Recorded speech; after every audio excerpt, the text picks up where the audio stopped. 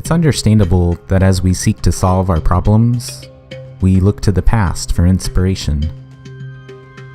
We have all these folk sayings, like the more things change, the more they stay the same, that imply we can find answers in the past. We have all these ideologies that suggest the right thing to do is absolute, the same now as it was in previous centuries or millennia. Heck, in times as divisive and dysfunctional as these, we need to look to the past to remind ourselves that things really can be better. It's not an entirely fruitless endeavor, but for the most part, when we're talking about social problems, progress isn't found in the past. Human beings, with all our quirks, foibles, and tendencies, may be largely the same as they were hundreds of years ago. But our societies are not. Empires rise and fall. Ideologies are founded and then fizzle out. Political, economic, and social systems are adopted and then abandoned. The pace of social change has been especially rapid over the past 200 years, since the Industrial Revolution.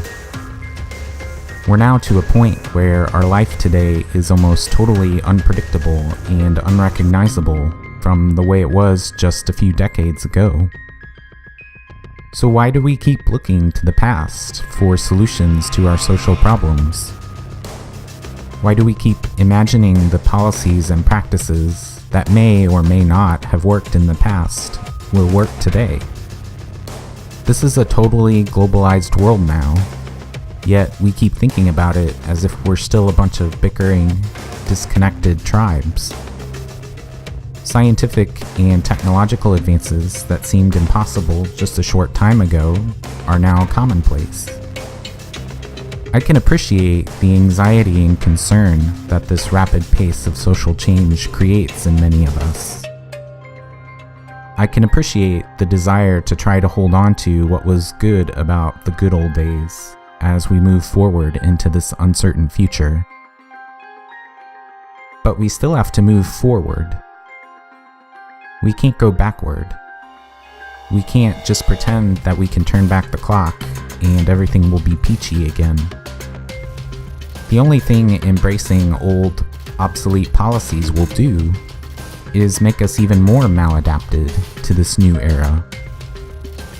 So instead of automatically reaching back, figure out new ways to cultivate the values and the practices you want to see in the present. Figure out new ways to bring good into the world that are responsive to today's reality, not yesterday's reality. I don't usually make predictions, but I'll make this one. Whenever we get out of this rut, whenever we feel like things have gotten better, whether it's 10, 20, or 50 years down the road, it's not going to be because we borrowed something from the past. It's going to be because we did something new. It's going to be because we did something different. It's going to be because we did something so unconventional that many people will initially think it's crazy.